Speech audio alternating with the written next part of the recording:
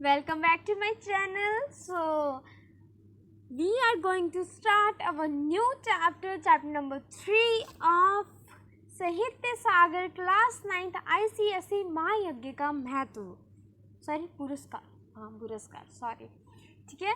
तो मैं हूँ मिन्नत कौर छैल, योर एजुकेटर।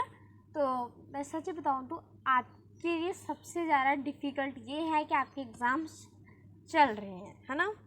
और ये भी मुझे पता है कि आप एग्ज़ाम्स के एक दिन पहले देख रहे हैं या एग्ज़ाम्स के दिन देख रहे हैं। I hope you are seeing. या कोई बात नहीं, हम इसको फटाफट से एक्सप्लेन करते हैं, फिर उसके बाद हम इसके क्वेश्चन आंसर्स फटाफट से करेंगे। ठीक है, वर्कबुक्स में जो है वो फटाफट से हम इस चैप्टर को क्लियर कर लेंगे। अब स्टार्ट करते हैं बिना देरी करे। तो पहले आ जाते हैं इसके परिचय, इनों के जो लेखक हैं उसके ऊपर। तो लेखक जो हैं इनों के इस चैप्टर के हैं महायज्ञ पुरस्कार के यशपाल। ठीक है, यशपाल हिंदी साहित्य के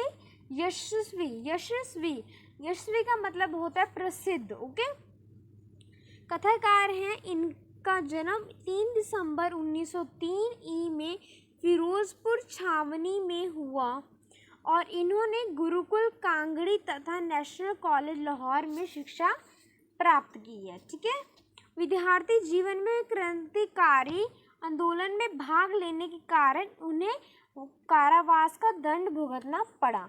ठीक है, इन्होंने क्या कहते हैं, इन्होंने उसमें लिया था, क्रांतिकारी आंदोलन में भाग लेने के कारण इनको जेल भी जाना पड़ा था और इन्होंने जेल में ही अपनी कहानी लिखना स्टार्ट किया। ओके, कहानियों के अलावा इन्होंने उपन्यास का मतलब होता है नॉवेल्स। ओके, क्या मतलब होता है? नॉवेल्स, निबंध, संस्मरण, नाटक आदि भी लिखे। ओके, आदि भी लिखे। और उसके बाद क्या है, इन्हें कई पुरस्कारों से सम्मानित भी किया गया। भारत सरकार ने इन्हें पद्म भूषण अलंकार से विभूषित किया। यशपाल जी की भाषा अत्यंत व्यवहारिक है।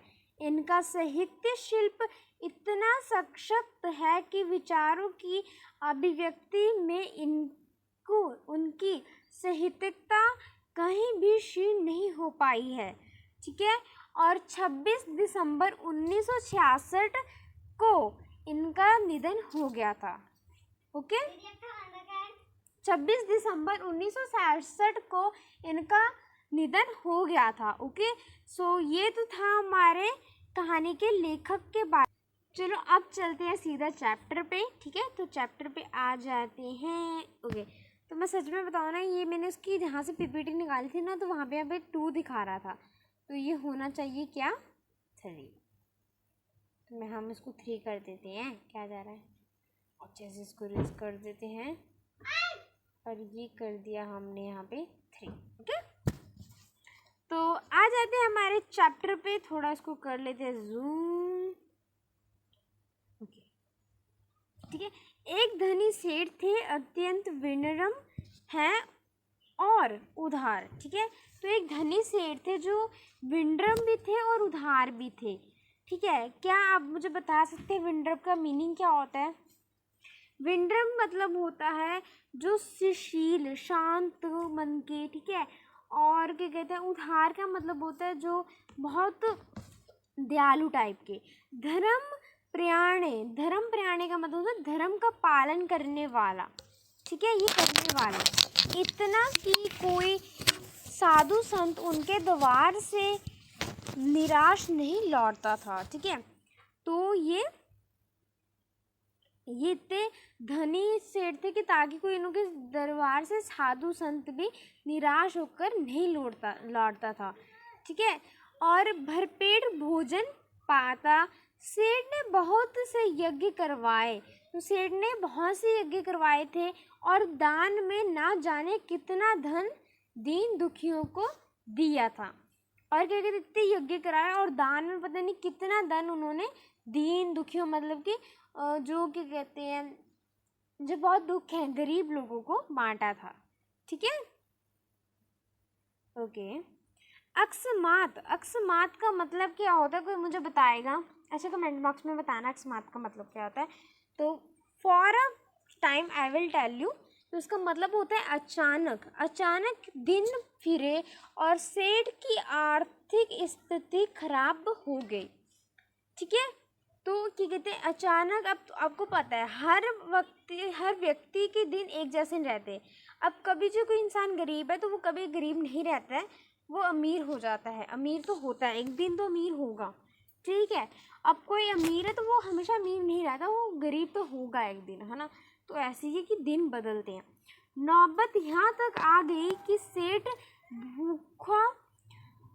भूखों मरने लगा। ओके, अब उसके पास खाने को भी नहीं था, ऐसी नौबत आ गई थी। ठीक है, उन दिनों एक प्रथा प्रचलित थी। तो उस दिनों की मतलब तब एक प्रथा प्रचलित मतलब कि एक टाइप की वो थी, मतलब कहने से कोई कह नहीं सकते हम, ट्रेंड चल रहा था, ट्रेंड भी कह सकते हैं, मैं ट्रेंड कह देती हूँ। ओके, यज्ञों का क्रय विक्रय, क्रय विक्रय का मतलब होता है खरीदना और बेचना। ठीक है, इसका मतलब होता है खरीदना और बेचना हुआ करता था। एक दिन सेठानी ने कहा ना हो तो एक यज्ञ ही बेच डालो। ठीक, अब देखो भाई, जब इंसान भूख से मर रहा होगा तो कुछ ना तो करे, कुछ तो करेगा ना। ठीक है, तो अपनी तंगी का विचार कर सेठ एक यज्ञ बेचने के लिए तैयार हो गए। ठीक, अब वो अपनी तंगी के विचार में सोच के वे कि यज्ञ बेचने के लिए तैयार हो गए। उनके यहाँ से 10-12 कोस की दूरी पर, ठीक है,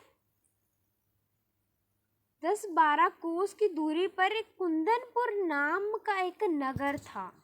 ठीक है, तो एक कुंदनपुर नाम का उनके मतलब जो गांव से 10-12 मतलब मील या कह सकते किलोमीटर या मील, हाँ, की दूरी पर एक कुंदनपुर नाम का एक नगर था। ठीक है, वहाँ एक बहुत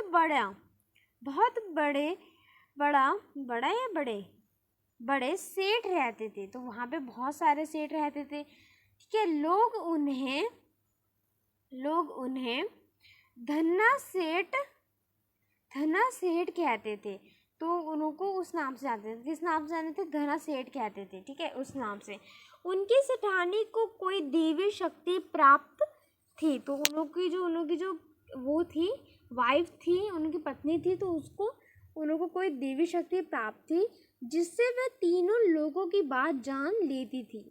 सेठ ने उन्हीं के हाथ एक ही यज्ञ बेचने का विचार किया। अब सेठ ने उन्हों के हाथ ही यज्ञ बेचने का विचार किया। Oh my God. सेठानी ने चारों मोटी मोटी रोटियां बनाई और पोटली में बांधकर सेठ को दे दी। अब सेठानी ने क्या की, फटाफट से 4 मोटी मोटी रोटियां बनाई और जो सेठ जी जा रहे थे तो उनको पोटली में बांध कर दे दी। सेठ सुबह सुबह उठे और स्नान कर कुंदनपुर की ओर चल दिए। आधा रास्ता पार करते करते धूप में इतनी तेजी आ गई कि चलने में कष्ट होने लगा। कष्ट होने लगा। पसीने से उनके सारे देह लथपथ हो गए और भूख भी सताने लगे। अब पूरे पसीने से कपड़े वगैरह बदन उनका पूरा भीग गया और ऊपर से भूख भी बहुत लगी। ठीक है, सामने एक वृक्ष की छांव देकर सेठ ने विचार किया कि यह थोड़ी देर रुक कर भोजन और विश्राम कर लेना चाहिए, कि यहाँ पर थोड़ी देर रुक के थोड़ा खाना पीना हो जाए फिर उसके बाद चलते हैं। ये सोचकर वह उस वृक्ष, I don't know now it is what happening to me, ये सोचकर वह उस वृक्ष की ओर बढ़े। ठीक है, पोटली से लोटा ढोरी निकालकर पास ही के कुएं से पानी लिया और हाथ पैर धोकर पेड़ के नीचे आ बैठे। ठीक है, अब क्या कहते हैं, पोटली से जो उन्होंने लोटा मतलब कि उनका पानी वगैरह लिया। ठीक है, उन्होंने पास के कुएं से पानी निकाल लिया, अपने उससे वो ले लिया लोटा टाइप का। ठीक है, उसमें से पानी निकाल लिया और उसे हाथ पैर धोने लगे। खाने के लिए रोटी निकाल कर कोर तोड़ने ही वाले थे कि देखते हैं कोई हाथ भर की दूसरी दूरी पर एक कुत्ता पड़ा छटपटा रहा है। बस हाथ पर की दूरी पर ही एक कुत्ता जो था वो पड़ा था और वो छटपटा रहा था। ठीक है, बेचारे का पेट कमर से लगा था। सेठ ने एक रोटी उठाई। अब क्या हुआ, सेठ ने एक रोटी उठाई और कुत्ते को क्या किया, we can see in this picture. ये सेठ जी, आई डोंट नो, वेट, हाँ आप इस पिक्चर में देख सकते हो, ये सेठ जी हैं और इसको कहते हैं लोटा। ठीक है, तो इन्होंने क्या किया, एक रोटी उठाई और ये कुत्ता है, आप देख ही सकते हो उसकी क्या हालत हो रही पिक्चर में। ठीक है, उठाई और कुत्ते के सामने डाल दी। ठीक है, और कुत्ता भूखा तो था ही, सारी रोटी खा गया। अब उसके शरीर यहाँ पे शरीर लिखा हुआ है तो मैं इसको करेक्ट कर देती हूँ, शरीर, वेट, हम इसको थोड़ा ठीक कर देते हैं। यहाँ पे लिखना है शरीर में थोड़ी जान आती दिखाई दी। वह मुंह उठाकर सेठ की ओर देखने लगा। सेठ ने सोचा कि एक रोटी इसे और खिला दूं तो चलने फिरने योग्य हो जाएगा। ठीक है, अब सेठ जी ने सोचा कि भाई एक रोटी से तो क्या बनेगा, अब एक काम करता हूँ, एक और रोटी खिला देता हूँ, ये चल फिरने तो लग जाएगा। यह सोचकर सेठ ने एक रोटी और उठाई और उसे खिला दी। ठीक दूसरी रोटी खाने के बाद कुत्ते के शरीर में शक्ति आ गई और वह खिसकता खिसकता सेठ के समीप आ गया। सेठ ने देखा कि अभी वह अच्छी तरह चल नहीं पा रहा है, तो सेठ ने सोचा एक रोटी और उसे दे दूँ। ठीक है, अब क्या हुआ, अब वो जब उसको एक रोटी खिलाई तो उसे खिसकता खिसकता में सॉरी दूसरी रोटी खिलाई तो वो खिसकता खिसकता आ गया। ठीक, उसमें शक्ति आ गई। तो अब तो उसने सोचा कि अब एक काम करता, एक और रोटी खिला देता उसको। ठीक, और उसने सोचा कि अब एक रोटी खिलाऊंगा तो वो चलने फिरने लग जाएगा। तो मेरा क्या है, थोड़ी देर में कुंदनपुर पहुंच ही जाऊंगा। सेठ ने तीसरी रोटी भी कुत्ते को खिला दी। एक रोटी बची। ठीक है, उसे स्वयं खाने वाले ही थे कि सेठ ने देखा कुत्ते की आंखें अब भी उनकी ओर जमी हैं। ठीक, अब उन्होंने देखा कि अभी भी कुत्ता क्या कहता है, उन्हों की ओर ही देख रहा है। तो एक काम करता हूँ, अब ये भी उसको ही खिला देता हूँ। सेठ के मुंह से निकला, हाय बेचारा ना जाने कितने दिन से भूखा है। अब उन्हों से मुंह किससे निकला भाई, हाय, अब क्या जाने वो बेचारा कितने दिन से भूखा है ना, उसकी हालत देखने से सही लग रही थी ना। इस बेचारे को एक रोटी और मिल जाए तो फिर निश्चय ही इसमें इतनी ताकत आ जाएगी कि किसी बस्ती तक पहुंच सके। ठीक है, अब उन्होंने ये सोचा। अब क्या हो गया आगे, ओके, सेठ ने अंतिम रोटी भी कुत्ते को खिला दी। उन्होंने स्वयं एक लोटा जल पीकर तथा थोड़ा विश्राम करके अपना रास्ता पकड़ा। अब जितनी भी चारों रोटी तो वो कुत्ते को खिला दी, ठीक है, एक एक करके। और अब क्या हुआ, उन्होंने पानी पी लिया और फिर अपना मतलब थोड़ी देर रुक कर वो चल पड़े। ठीक है, दिया जले सेठ कुंदनपुर में धना सेठ की हवेली पर पहुंचे। ठीक है, तो उन्होंने उठकर सेठ का स्वागत किया, पूछा कहिए कैसे आना हुआ। सेठ ने कहा संकट में हूँ और एक यज्ञ आपके हाथ बेचने आया हूँ। इतने में धना सेठ की पत्नी आई और बोली, सेठ जी यज्ञ खरीदने के लिए तो हम तैयार हैं, पर आपको अपना महायज्ञ बेचना होगा। अब उन्हों की जो वाइफ थी उसने कहा कि हम तो यज्ञ खरीदने के लिए तो तैयार हैं, पर आपको जो है अपना महायज्ञ बेचना होगा। ठीक है, अब महायज्ञ सेठ ने आश्चर्य से कहा। जब महायज्ञ कहा ना उन्होंने, अब क्या हुआ, वो एकदम से आश्चर्यचकित हो गए। अब हुआ क्या, चलो आगे पढ़ते हैं। महायज्ञ सेठ ने आश्चर्य से कहा। सेठानी ने समझाते हुए कहा, आज रास्ते में स्वयं ना खाकर आपने 4 रोटी भूखे कुत्ते को खिला दी, यह महायज्ञ नहीं तो और क्या है। निस्वार्थ निस्वार्थ मतलब कि कोई खुद का स्वार्थ ना देखकर, मतलब खुद की और वो नहीं किया कि मतलब खुद, कैन वी से दैट, हम इसको ये भी कह सकते हैं कि खुद की तरफ, मतलब खुद को भी भूख लगी थी, ठीक है, फिर भी हमने उसको मतलब उसकी मदद की, खुद का स्वार्थ नहीं देखा, ठीक है, हम निस्वार्थ नहीं थे। भाव से किया गया कर्म ही सच्चा यज्ञ है, महायज्ञ है। क्या आप ऐसे इसे बेचने के लिए तैयार हैं? उसमें यज्ञ जैसी क्या बात। सेठ ने चुपचाप पोटली उठाई और हवेली से बाहर चले आए। उन्हें मानवोचित कर्तव्य का मूल लेने उचित ना लगा, ठीक है, उनको ये उचित नहीं लगा। मानवोचित का मतलब क्या होता है, मनुष्य के लिए उचित, ठीक है, ये कर्तव्य नहीं है, वो अच्छा नहीं लगा उनको ये। तो फिर उन्होंने क्या किया, वो चल पड़े अपने घर की तरफ। अगले दिन शाम को सेठ अपने घर आ पहुंचे, तो अगले दिन की शाम को अपने घर आ पहुंचे। सेठ को खाली हाथ वापस आया देख सेठानी बोली, क्यों धना सेठ मिले? सेठ ने सारी कथा सुनाई। अब उन्होंने सारी बात सुनाई जो हुआ। सुनकर सेठानी की सारी वेदना जाने कहाँ विलीन हो गई। अब उन्होंने पता नहीं कहाँ सारी वेदना, मतलब कि दुख, ठीक है, दुख पता नहीं कहाँ चला गया। ओके, विपत में भी सेठ ने धर्म नहीं छोड़ा, ठीक है, मतलब मुसीबत में भी उन्होंने अपना धर्म नहीं छोड़ा। फिर भी क्या कहते, खुद भी इतनी मुसीबत में थे, फिर भी उनको उसने कुत्ते को उन्होंने खाना खिला दिया, ठीक है। धन्य है मेरे पति, तो उसने सेठानी ने कहा कि धन्य है मेरे पति, दियाबती का समय हुआ। दियाबती मतलब कि जब शाम और जब सूरज ढलता है ना, तब उसको कहते हैं दियाबती। तब ना लोग क्या कहते हैं, अपने घर में पूजा करते हैं, एट दैट मोमेंट पे दिया वगैरह जलाते हैं। ओके, सेठानी दिया जलाने उठे कि रास्ते में किसी वस्तु से ठोकर लगी।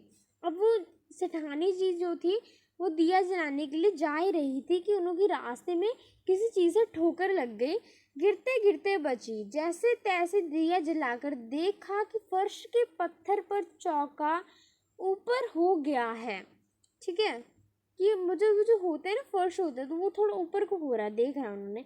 ऊपर उठने के कारण सेठानी को ठोकर लग गई थी। सेठानी ने सेठ को आवाज दी, देखो फर्श का एक चौका उखड़ गया है, इसे जमा दो। ओके, इसे जमा दो। तो उन्होंने ये कहा। ओके, तो सेठ ने चौके की ठीक तरह से जमाने के लिए उसमें लगे कुंदे को उठाया तो नीचे तहखाने की सीढ़ियाँ दिखाई दी। अब जैसे उसको ठीक करने के लिए उन्होंने उठाया उसे, तो उसमें नीचे तहखाने की सीढ़ियाँ दिखाई दी। अरे यह तो तहखाना है, हमें तो इसका पता ही नहीं था, उनके मुंह से निकला। दिया हाथ में लेकर सेठ सेठानी तहखाने में उतरे। तहखाने में हीरे जवाहरात भरे हुए थे, ठीक है। यह देख दोनों के पांव वहीं जमीन गए। कुछ देर बाद सेठानी की चेतना लौटी, बोली, प्राणनाथ, यह महायज्ञ का पुरस्कार है। स्वयं भूखे रहकर भी एक प्राणी की भूख मिठाई, यह महायज्ञ नहीं तो और क्या है। भगवान ने उसी महायज्ञ का पुरस्कार आपको दिया है।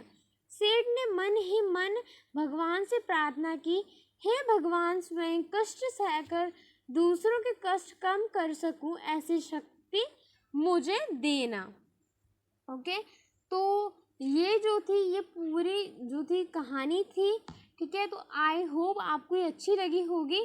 तो इसका शीर्षक क्या है, महापुरुषों के जीवन के उदाहरण देकर छात्रों को निस्वार्थ सेवा न त्याग का महत्व समझाएं तथा इस दिशा में अग्रसर होने के लिए प्रेरित करें। Okay, so teachers can do this. तो ये लिखी थी यशपाल जैन ने। यशपाल जैन उनका पूरा नेम है। और यहाँ पर नीचे आपको यहाँ पे शब्दार्थ देखे हैं, जितने भी पिंक कलर के वो वर्ड्स है उस सबकी वो शब्दार्थ आपको यहाँ पे मिल जाएंगे. Okay, I hope you like it. So thank you for watching my video. For more types of more video, you can like, share and subscribe my channel.